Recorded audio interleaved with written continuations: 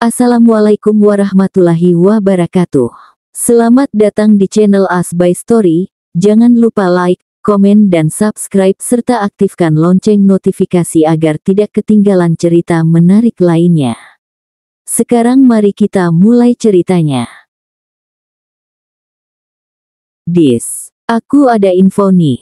Disa mengalihkan tatapannya dari beberapa berkas laporan keuangan Dirafam selama 5 tahun terakhir ini saat Gea masuk ke dalam ruangan dengan terburu-buru. Raut perempuan itu tidak terlihat santai, seolah ada berita yang harus disampaikan segera pada Disa. Hari ini ada kunjungan survei ke Malang buat proyek resort kan. Divisi marketing juga ikut kan. Nah, anak-anak bilang perwakilan dari marketing itu yang dikirim si Binar. Gea mengatakan itu dengan menggebu-gebu. Sementara Disa sepertinya belum mencerna informasi dari Gea. Ia belum mendapatkan korelasi mengapa berita ini urgen untuk disampaikan kepadanya. Duh, kamu ini paham gak sih? Itu artinya suamimu bakal ketemu sama mantannya. Dan barulah Disa paham mengapa Gea begitu menggebu-gebu untuk menyampaikan berita ini. Sedikit banyak Disa tahu soal proyek resort kerjasama antara Wiyasa Karya dengan Asara. Ia sempat menjadi bagian dari penyusunan proyek itu sebelum akhirnya ia melepaskan jabatannya dari Direktur Keuangan. Seharusnya papinya juga ikut pada agenda ini, namun karena papinya itu sedang ada pertemuan dengan investor dari Thailand, papinya itu mendelegasikannya kepada wakil direkturnya. Untuk yang lain-lain, Disa tidak tahu. Disa tidak tahu siapa yang masuk ke dalam daftar untuk ikut dalam agenda ini. Ini aneh nggak sih? Si Binar kan masih baru. Kebijakan Asara itu baru membolehkan pegawai untuk dinas keluar kota setelah masa kerjanya 6 bulan. Kali ini Disa sepenuhnya sudah melupakan laporan yang sempat dibacanya. Perempuan itu memandang Gea yang menatapnya dengan raut bingung. Disa pun jadi ikut bingung dan gelisah. Perutnya terasa mengencang. Spontan Disa meletakkan tangannya di atas perutnya dan memberikan usapan halus di sana. Memang ada yang aneh. Keikutsertaan Binar dalam agenda ini memang terdengar janggal. Untuk agenda kali ini, divisi marketing memang dibutuhkan untuk menjelaskan bagaimana strategi pemasaran mereka nanti kepada calon investor yang katanya juga akan hadir dalam agenda survei ini. Untuk melihat seberapa potensial daerah yang akan dijadikan resort. Biasanya perusahaan akan mengirim staf senior bukan staf baru seperti Binar. Disa menggigit bibir bawahnya. Mendadak jantungnya bertalu tidak nyaman. Apakah karena ia merasa tidak rela Arfa akan bertemu dengan Binar? Mereka mungkin berada di tempat yang sama, tapi belum tentu mereka berinteraksi kan. Arfa juga dulu sering datang ke Asara Tower, di sana juga ada Binar. Tapi mereka tidak kedapatan berinteraksi atau bertemu. Disa merasa jika dirinya mulai membangun asumsi-asumsi yang tidak jelas di kepalanya. Itu sama sekali tidak perlukan. Toh besok dirinya juga akan menyusul Arfa. Cari tahu siapa yang mengusulkan Binar untuk ikut. Perintah itu datang dari Disa dan segera Gea mengeluarkan ponselnya untuk menghubungi seseorang yang dipercayanya bisa mendapatkan informasi. Sebagai orang yang saling mengenal apalagi pernah merajut kisah, Arfa sedikit terkejut melihat presensi Binar dalam agenda survei ini. Perempuan itu berdiri bersama jajaran pegawai Asara lainnya. Mereka sudah sampai di daerah yang akan dibangun resort dan taman wahana rekreasi. Mereka tidak saling berdekatan. Tentu saja, mereka punya peran masing-masing di sini. Sesaat saja Arfa mengira jika ada desiran yang muncul begitu ia melihat Binar. Ia kira akan ada sesuatu yang akan dirasakannya saat Binar tersenyum tipis kepadanya sebagai bentuk sapaan. Nyatanya hal itu sama sekali tidak Arfa rasakan. Hatinya seolah sudah tidak lagi bereaksi untuk perempuan bernama Binar yang pernah mengisi hari-harinya. Justru Arfa memikirkan istrinya yang puluhan kilometer jauhnya dari dirinya saat ini. Arfa justru memikirkan esok hari di mana Disa akan menyusulnya kemari. Arfa tidak sabar untuk segera menghabiskan waktunya bersama sang istri. Bayangan istrinya yang mengantarnya tadi pagi sampai ke depan pintu rumah dan ia yang memberikan kecupan sebagai bentuk pamit untuk pergi bekerja terbayang di kepalanya.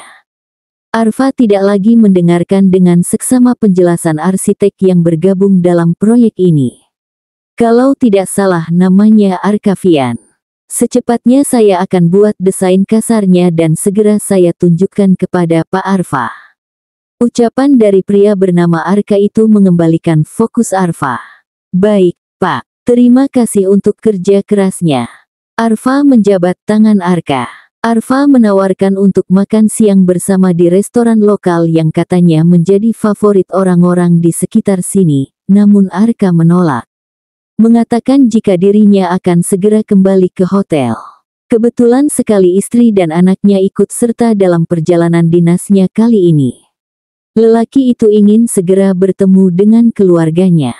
Arfa pun hanya mengangguki. Ia bisa memahami keinginan koleganya yang ingin segera bertemu dengan orang-orang terkasihnya. Arfa pun jadi semakin tidak sabar untuk segera bertemu dengan istrinya sendiri. Setelah meninjau lokasi, mereka kembali ke hotel. Beberapa langsung menuju restoran untuk mengisi perut atau ke tempat lain karena memang mereka sedang dibebas tugasnya sampai sore nanti sebelum ada agenda makan malam bersama dengan orang-orang penting yang ada di jajaran tertinggi proyek ini. Sayangnya mertuanya itu tidak hadir hari ini. Padahal Arfa ingin menunjukkan kinerja terbaiknya. Tentu saja sebagai menantu, Arfa ingin membuat mertuanya itu terkesan dengan dirinya. Arfa bergabung bersama para pemimpin proyek ini untuk melakukan makan malam bersama. Ada stakeholder dan pejabat setempat juga yang diundang untuk membicarakan soal perizinan. Tenang saja, mereka tidak akan main nakal. Mereka mengundang sebagai formalitas karena sedang melakukan pembangunan di wilayah milik mereka. Arfa beberapa kali melirik ponselnya saat orang-orang sibuk dengan percakapan masing-masing. Sesekali Arfa menimpali, tapi fokusnya terbagi antara orang-orang yang berada di meja dengannya dan juga ponselnya yang menampilkan ruang obrolannya bersama sang istri. Istrinya itu baru saja mengirimkan foto kalau perempuan itu bersiap untuk tidur. Padahal ini baru pukul 8. Semenjak hamil, Disa memang lebih mudah mengantuk. Tapi kali ini yang menjadi perhatiannya bukan pesan teks yang dikirimkan Disa, melainkan foto yang dikirimkan oleh perempuan itu. Disa berbaring di atas ranjang dan mengambil foto dari atas. Arfa meneguk ludahnya saat melihat penampilan istrinya itu. Rambut yang acak-acakan di atas bantal, serta gaun tidur dengan potongan leher yang begitu rendah. Pria itu bisa melihat kulit mulus leher dan selangka istrinya itu. Bagaimana, Pak? Arfa terkejut saat pandangan orang-orang kini mengarah padanya. Mereka menatap Arfa dengan pandangan bertanya, sementara itu Arfa kelabakan sendiri. Dalam hati ia sempat merutuk karena tidak benar-benar menyimak pembicaraan mereka.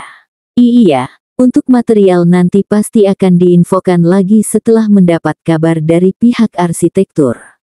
Terdengar helaan napas lega yang hanya bisa Arfa sendiri dengar. Beruntung sekali ada Farhan yang selalu setiap kepadanya itu membisikkan beberapa kata di sebelahnya. Ia beruntung karena membawa Farhan untuk ikut serta dalam agenda makan malam ini. Mereka melanjutkan perbincangan dan Arfa yang mengaktifkan fitur dan untuk sementara waktu karena ia harus fokus dengan pembicaraan yang sedang berlangsung. Disa juga sudah berpamitan untuk luring. Perempuan itu mengatakan sudah tidak kuat menahan kantuk. Padahal mereka sebelumnya sempat berjanji untuk melakukan panggilan video saat Arfa sudah berada di kamar hotel. Arfa menjabat satu persatu orang-orang yang tergabung dalam agenda makan malam. Akhirnya agenda itu selesai. Arfa ingin segera kembali ke kamar hotelnya.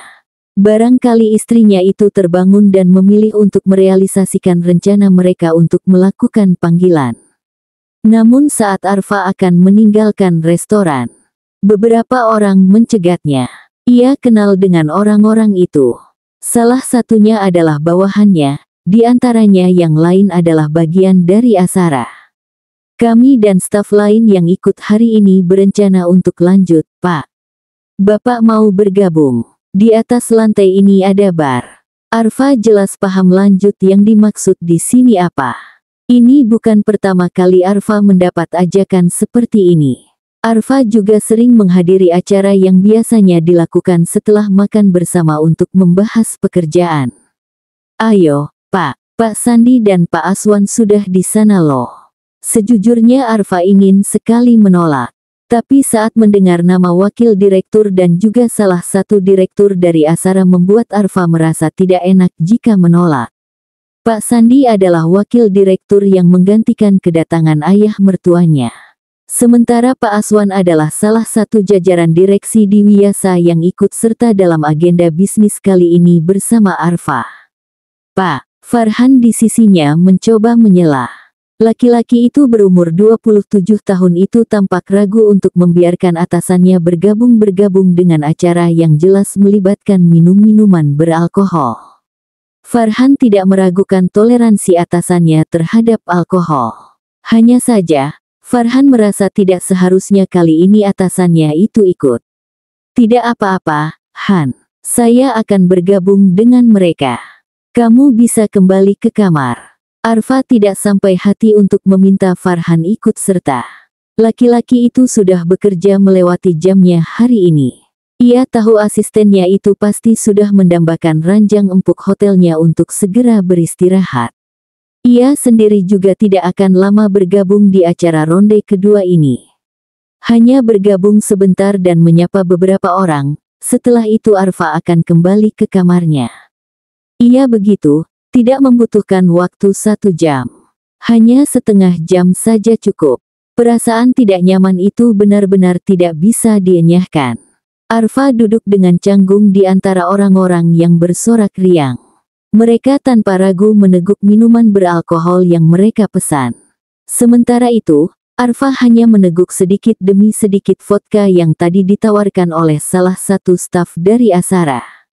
Arfa lupa. Yang jelas orang itu setingkat manajer. Kalau dipikir-pikir ada terlalu banyak orang yang turut serta untuk agenda survei ini. Ini saja masih sebatas survei. Ada yang lebih membuat canggung Arfa adalah pria itu duduk di tepat berhadapan dengan Binar. Perempuan itu juga bergabung di sana dengan gelagat yang menunjukkan jika dirinya juga canggung dalam posisi ini. Arfa sudah merasa dirinya mulai mabuk. Kepalanya sudah terasa pening, tapi entah siapapun itu terus menawarkan minum kepadanya.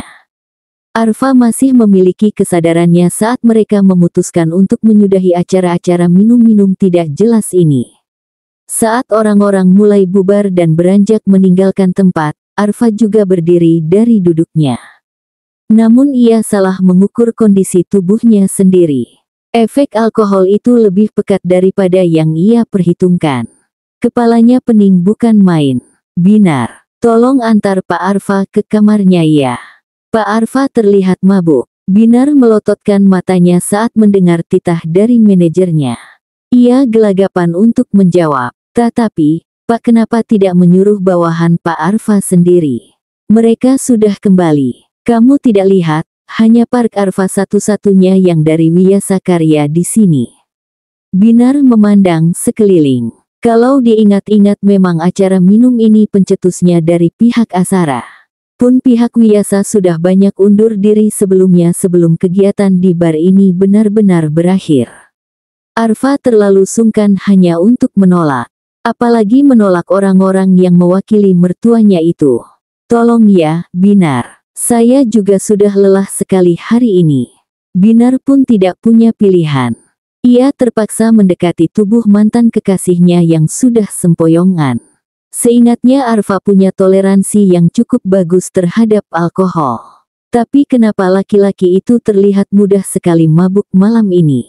Mari, Pak, saya bantu. Bagaimanapun Arfa saat ini adalah kolega bisnis perusahaannya bernaung. Binar harus menjaga sopan santun terlebih di depan orang-orang. Mereka tidak ada yang tahu jika dirinya dan Arfa saling mengenal sebelumnya. Binar sendiri juga tidak ingin kedekatannya dengan Arfa di masa lalu menjadi perbincangan teman-teman kantornya. Itu hanya akan menciptakan ketidaknyamanan baik untuk dirinya sendiri maupun Arfa yang telah menikah dengan pewaris Asara Group.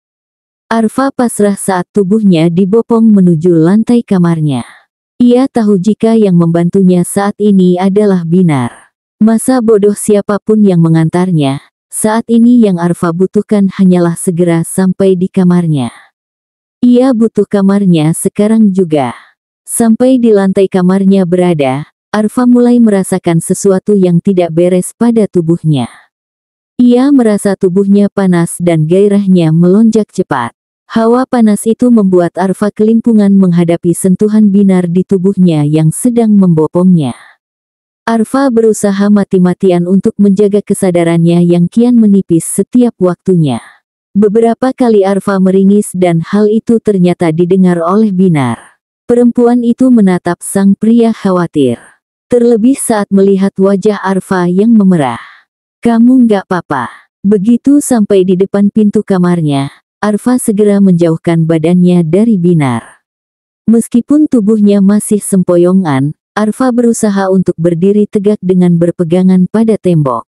Arfa yang mengerutkan wajahnya tidak nyaman berkali-kali membuat Binar semakin cemas. Perempuan itu mendekati Arfa. "Kamu kelihatan nggak baik-baik aja. Kamu sakit." Kali ini Binar sudah meninggalkan keformalannya. Tidak ada orang yang melihat mereka. Lorong lantai hotel ini juga sepi. Saat Binar hendak menyentuh dahi Arfa yang memerah, tangan lelaki itu dengan sigap menampiknya dengan keras membuat Binar tersentak karenanya. "Aku baik-baik saja. Terima kasih sudah mengantarku. Kamu bisa kembali ke kamarmu sendiri." Arfa dengan terlatih mencoba mendekati pintu kamarnya. Tangannya merogoh-rogoh saku celananya untuk menemukan kartu akses kamarnya yang tidak kunjung ditemukannya. Di tengah tubuhnya yang semakin bereaksi tidak normal, Arfa menggerutu. Ia merasa sangat frustasi dengan tubuhnya yang terasa aneh. "Arfa, kamu tidak baik-baik saja." Binar menatap lelaki di depannya dengan cemas. Tidak hanya wajah dan lehernya yang terlihat memerah. Laki-laki itu berkeringat cukup banyak. Binar mengira jika laki-laki itu sedang tidak enak badan atau mungkin demam. "Tidak perlu. Sebaiknya kamu segera pergi." Di tengah kewarasannya yang semakin meredup, Arfa berhasil menemukan kartu aksesnya. Sayangnya Binar sepertinya cukup keras kepala untuk tidak menuruti perintah Arfa agar segera pergi. Perempuan itu justru menyentuh punggung tangan Arfa dan membuat laki-laki itu menggeram. "Pergi Binar." Binar terhenyak saat mendengar suara Arfa yang terdengar begitu tajam dan penuh penekanan.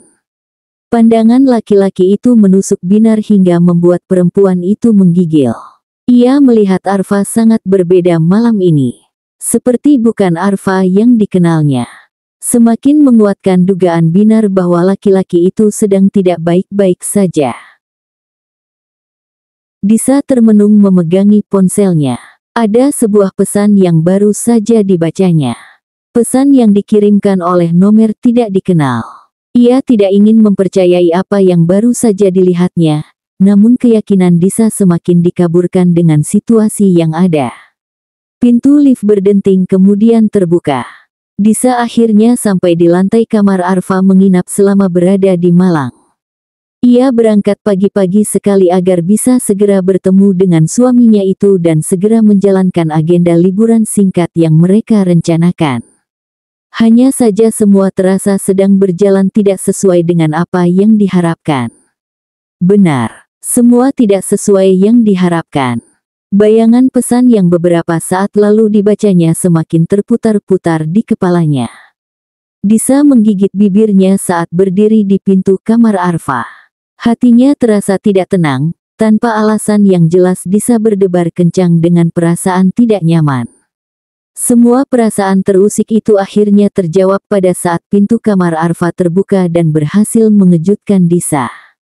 Ia tidak hanya menemukan suaminya di balik pintu. Ada sosok lain yang berada di dalam kamar hotel suaminya. Dada Disa rasanya dihantam kuat oleh palu godam saat mengenali sosok tersebut. Disa. Arfa yang terlihat gugup semakin membuat hati Disa rancu. Matanya terasa panas saat melihat kedua orang yang sedang berdiri di hadapannya dengan menampilkan ekspresi seakan mereka baru saja tertangkap basah. Bagaimana mungkin Disa bisa berpikiran jernih di saat-saat seperti ini? Saat kau menemukan mantan kekasih suaminya berada di kamar hotel tempat pria itu menginap. Disa membalikkan tubuhnya. Ia tidak sanggup melihat suaminya itu yang berdiri di sebelah Binar yang juga memberikan raut terkejut atas kehadirannya pagi ini. Dengan hati yang carut-marut, Disa menggerakkan tumitnya untuk segera menjauh. Yang jelas saat ini Disa ingin segera menjauh dari suaminya. Ia tidak mau melihat wajah Arfa. Matanya yang terasa panas sudah mengeluarkan bulir-bulir bening. Disa merutuki dirinya sendiri yang menangis. Matahari masih malu-malu menampakkan sinarnya. Udara pun masih terasa dingin dengan beberapa kabut yang masih terasa pekat. Disa sudah berangkat ke Malang untuk menyusul sang suami pada pukul 5:30 pagi. Jalanan masih terasa lenggang karena akhir pekan. Meskipun demikian Disa memutuskan untuk berangkat pagi-pagi karena takut macet. Di akhir pekan seperti ini pasti tol akan ramai sebab orang-orang akan berencana untuk berlibur. Kereta besi yang dikemudikan oleh Pak Edi sudah membelah jalanan Surabaya. Sementara Disa yang ada di kursi belakang tidak lepas memandangi ponselnya.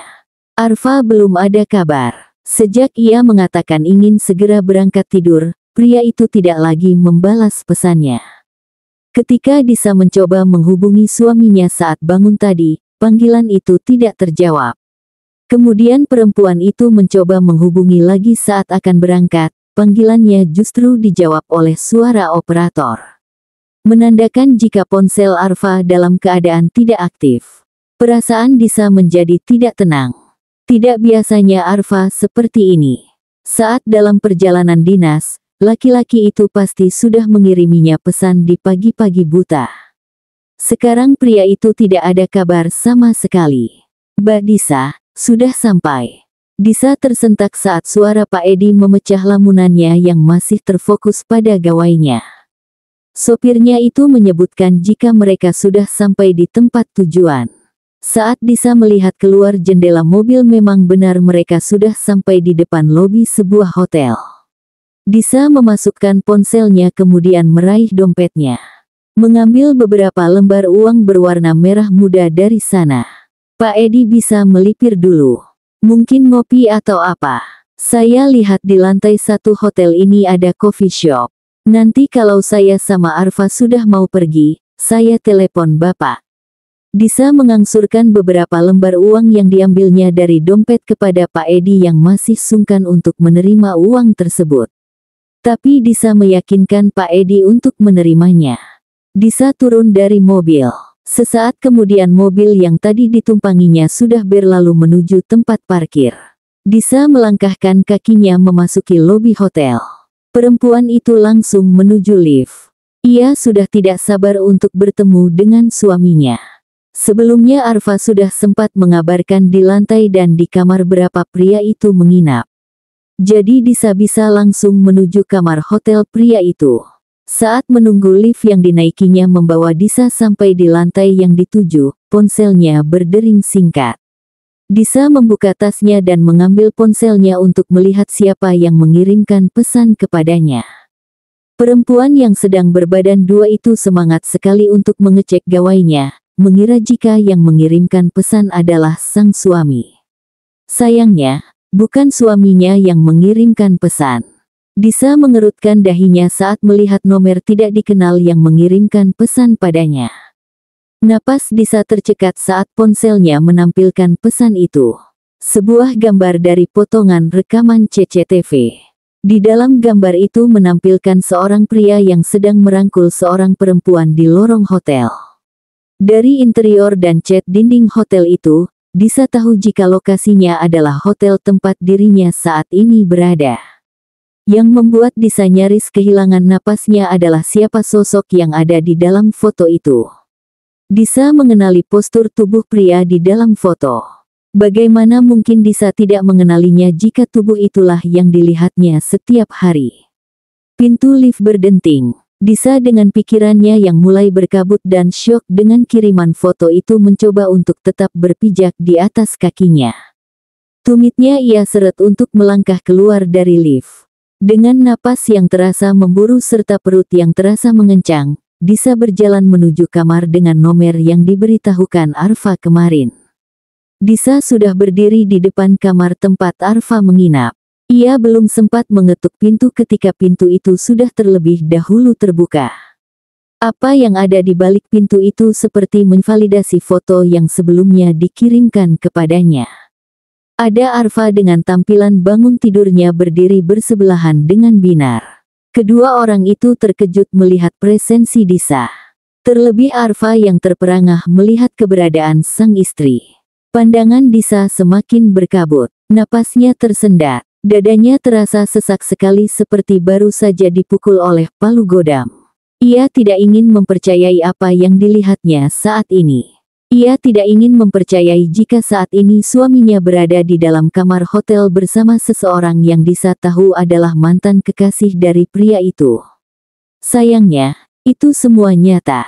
Suara Arfa yang terbata memanggil namanya membuktikan jika yang sedang dihadapi Disa saat ini bukanlah sesuatu yang semu, melainkan kenyataan yang membekukannya hingga menggigil. Disa rasanya tercabik-cabik. Ia tidak kuasa lagi untuk berdiri di sana. Hatinya carut-marut. Keinginannya saat ini adalah segera hengkang dari sana daripada melihat pemandangan yang membuat dadanya terasa perih. Disa. Ini tidak seperti yang kamu pikirkan. Aku. Disa memutar tubuhnya dan mengambil langkah 1000 untuk segera pergi. Suara Arfa yang terbata itu justru semakin terdengar menyakitkan baginya. Apapun pembelaan yang ingin Arfa katakan padanya, Disa belum ingin mendengarnya saat ini. Di pikiran Disa saat ini adalah dirinya segera pergi untuk menenangkan hatinya. Langkah Arfa menyamai langkahnya. Pria itu sempat berhasil meraih pergelangan tangan Disa, tapi dengan cepat perempuan itu menyentaknya kasar. Sepertinya Arfa terkejut dengan sentakan kasar itu. Hal itu dimanfaatkan Disa untuk segera masuk ke dalam lift. Beruntung sekali lift dalam keadaan kosong. Buru-buru Disa menekan tombol agar pintu segera menutup saat Arfa sudah berhasil mendekat.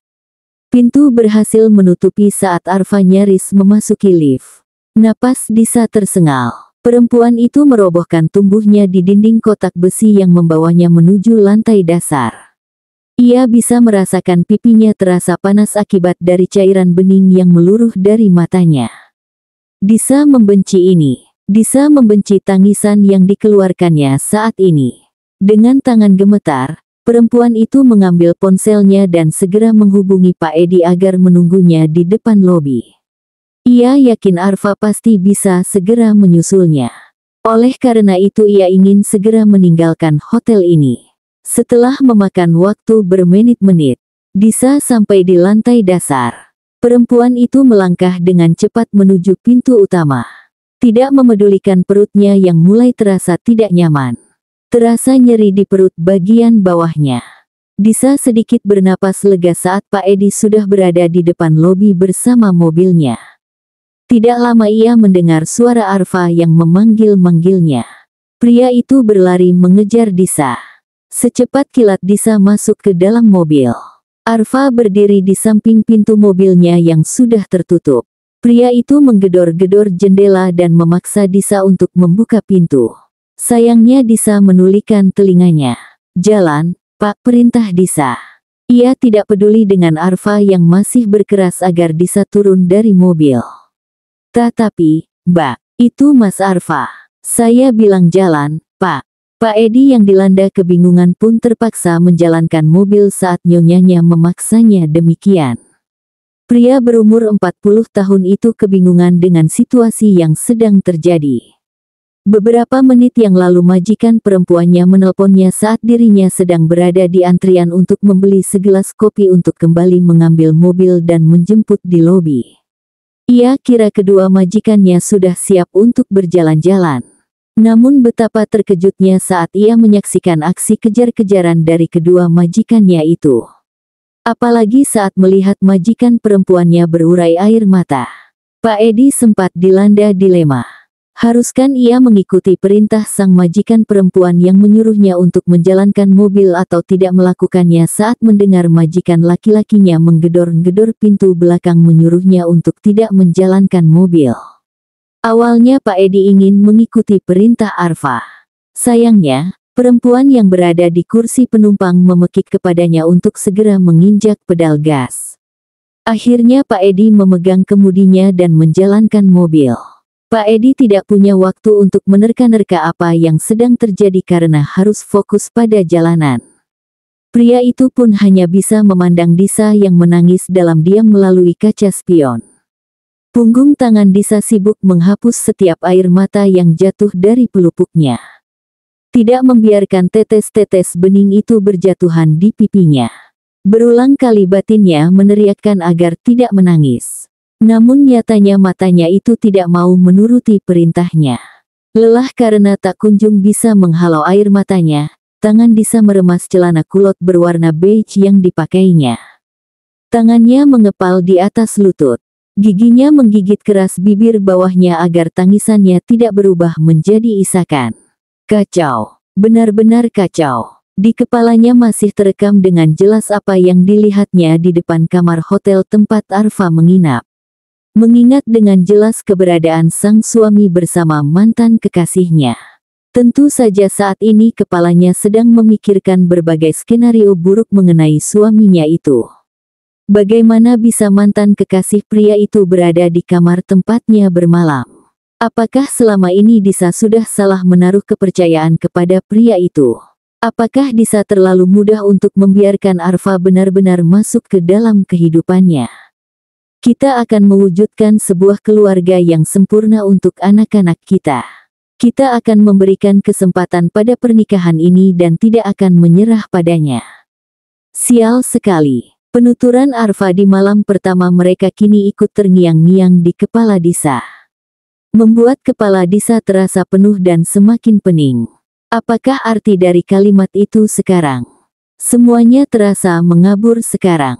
Apakah selama ini Arfa tidak benar-benar melepas Binar? Bisa saja laki-laki itu masih terus berhubungan dengan Binar dan seolah-olah tidak melakukan hal itu di hadapan dirinya. Isi kepala Disa benar-benar tidak bisa diajak untuk berpikiran jernih. Ia membayangkan bahwa selama ini Arfa selalu mencuri-curi waktu untuk bisa bersama Binar di belakangnya.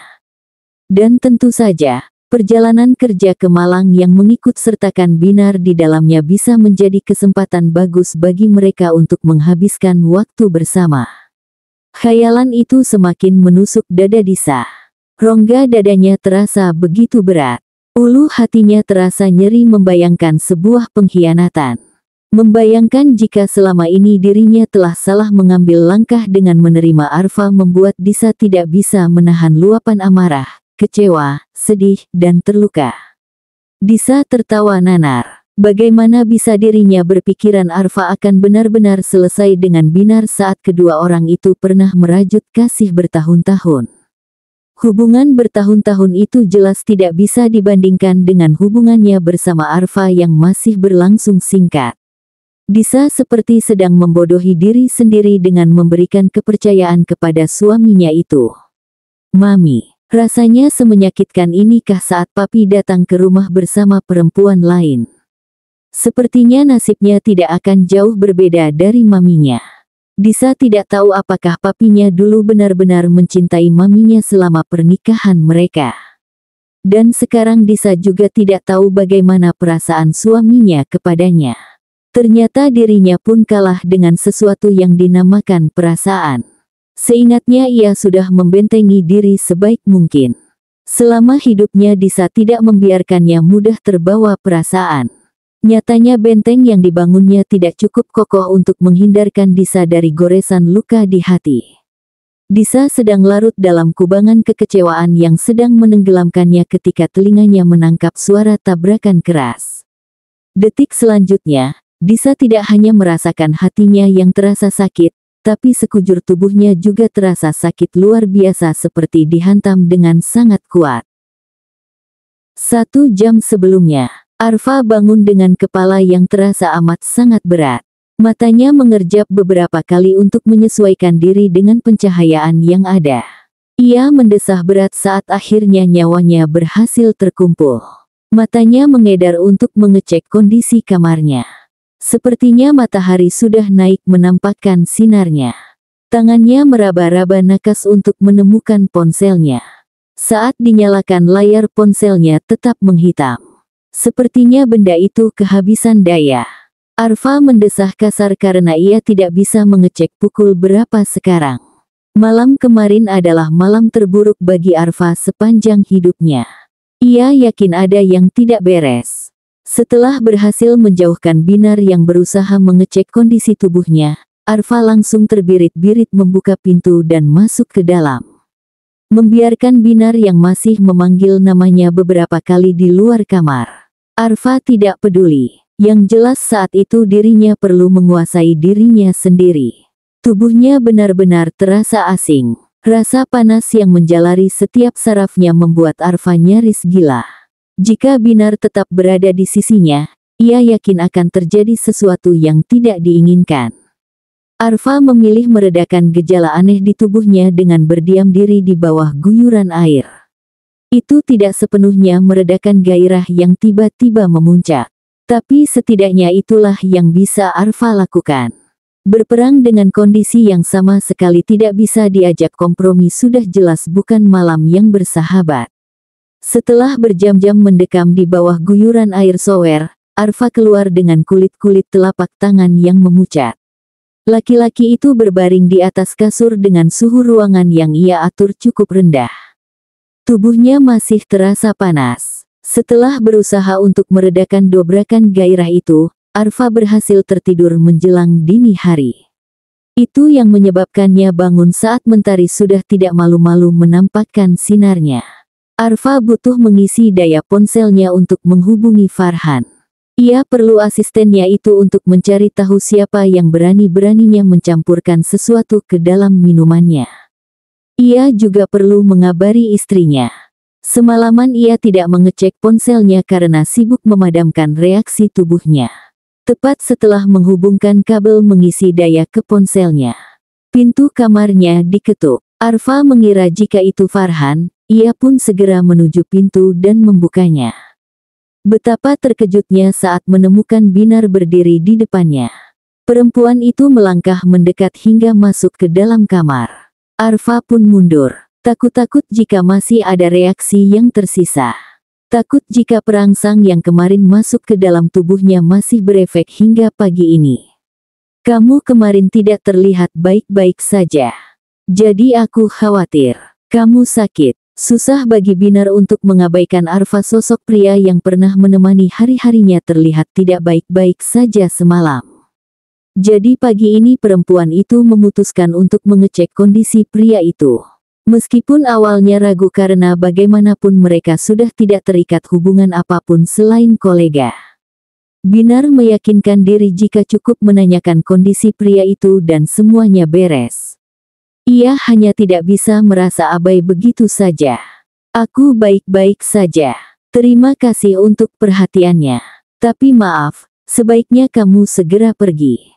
Arfa tahu perkataannya ini cukup terdengar kasar bagi Binar. Ia hanya tidak mau sampai ada orang yang melihat dan menilai mereka yang tidak-tidak. Arfa adalah pria beristri sekarang. Mengingat kata istri, Arfa jadi ingat. Hari ini Disa akan ke sini untuk menyusulnya. Tanpa menunggu, Arfa melewati tubuh Binar untuk mencapai pintu yang ternyata sudah tertutup. Tampaknya pintu itu tertutup saat dirinya melangkah mundur dan Binar yang tanpa disadarinya masuk ke dalam ruangan. Arfa membuka pintu kembali bermaksud mempersilakan Binar untuk segera keluar dari kamarnya. Sayangnya, ketakutannya yang tidak ingin tahu orang-orang mengetahui kondisinya yang sedang berduaan dengan Binar justru diketahui oleh istrinya sendiri. Arfa terkejut bukan main saat menemukan Disa berdiri di balik pintu kamarnya. Laki-laki itu terperangah. Ia melihat pandangan istrinya itu yang mengarah ke sebelahnya. Saat menyadari kemana tatapan istrinya itu mengarah, detik itu juga Arfa ingin mencekik lehernya sendiri. Wajah Disa yang berubah pias sudah menjelaskan segalanya. Disa, ini tidak seperti yang kamu lihat. Arfa berusaha menjelaskan. Ia kalang kabut sekarang. Ia tidak bisa membiarkan istrinya itu salah paham. Sayangnya perempuannya itu tidak ingin mendengar apapun keluar dari bibir Arfa. Disa memilih membalikan tubuh dan berlalu menjauhinya. Arfa pun bergerak cepat untuk menyusul. Tidak peduli dengan penampilannya yang masih memakai piyama dan sandal hotel. Saat ia tidak berhasil menjangkau lift yang dinaiki oleh Disa, ia langsung menjangkau menuju lift yang lain. Arfa memaki saat lift itu tidak kunjung terbuka. Ketika akhirnya ia sampai di lantai dasar, istrinya itu sudah berjalan cepat menuju lobi dan pintu utama. Dilihatnya Disa yang masuk ke dalam mobil yang dikendarai oleh Pak Edi. Arfa berusaha membuat Disa mau mendengarkannya. Tapi Disa sama sekali tidak menggubris. Perempuan itu menutup pintu mobil secepat kilat. Arfa berusaha mengetuk-ketuk jendela kaca mobil, membujuk istrinya untuk mau mendengarkan penjelasannya. Ia pun sempat memberikan isyarat kepada Pak Edi untuk tidak menjalankan mobil, tapi sepertinya istrinya itu berhasil membuat Pak Edi menuruti keinginannya untuk meninggalkan pelataran hotel. Arfa meremas rambutnya frustasi. Napasnya memburu dengan segala perasaan takut yang menggumpal di dada. Ia menoleh ke kanan ke kiri. Saat menemukan Farhan yang berlari menghampirinya, ia merasa mendapatkan harapan. Han, cepat ambil mobil. Saya perlu nyusul istri saya. Farhan yang gelagapan buru-buru pergi menuruti perintah atasannya itu. Ia berlari secepat yang ia bisa menuju basement mengambil mobil sang atasan. Arfa menggigit bibirnya dengan cemas sembari menunggu asistennya mengambil mobil. Ia berharap masih bisa menyusul istrinya. Semoga Pak Edi tidak melaju dengan kecepatan tinggi sehingga dirinya masih bisa menyusul. Begitu Farhan sampai di depan lobi dengan mobilnya, sigap Arfa langsung masuk di kursi penumpang depan. Pria itu menginstruksikan Farhan untuk segera melajukan mobil dengan kecepatan penuh. Darahnya mengalir dengan deras di setiap nadinya. Jantungnya bertalu-talu kencang. Mobil melaju dengan kecepatan tinggi. Kenapa, Han? Arfa yang terlalu sibuk dengan kekalutan yang melandanya tidak menyadari kondisi jalan di sekitarnya. Mobil yang ditumpanginya berhenti. Saat akhirnya bisa menguasai diri, Arfa melihat ada kemacetan di depan jalan. Sepertinya ada kecelakaan, Pak. Mendadak, jantung Arfa memompa lebih keras. Rongga dadanya seperti akan meledak akibat dari debaran menggila itu. Seperti ada naluri yang mendorongnya, Arfa membuka pintu dengan kasar. Kakinya yang terbalut sandal hotel itu berusaha menjangkau lokasi kejadian. Ada banyak orang berkerumun. Setiap langkahnya, jantung Arfa tidak berhenti untuk berdetak kencang. Keringat sudah membasahi pelipisnya. Saat matanya berhasil menangkap badan mobil yang terlibat dalam kecelakaan, detik itu juga Arfa merasa telah kehilangan napasnya. Tidak, ya Tuhan. Disa. Ketika berusaha mendekati lokasi mobil yang dikenali sebagai mobil istrinya itu, Arfa ditahan oleh beberapa polisi. Arfa meraung agar dibiarkan untuk mendekati mobil yang ringsek di bagian depan dan belakang. Orang-orang yang menghalau Arfa terlihat kesusahan untuk menahan pria itu. Lepaskan. Itu istri saya yang ada di sana. Saya mau melihat istri saya. Arfa meronta, berteriak dan menangis kencang agar diperbolehkan mendekat. Sayangnya, ia tidak bisa mendekat hingga akhirnya tubuh Disa yang penuh lukas berhasil dievakuasi dan dibawa masuk ke dalam ambulan. Melihat kondisi istrinya yang berlumuran darah itu membuat Arfa kehilangan pijakannya. Tubuhnya meluruh, tangisannya mengencang. Bersambung.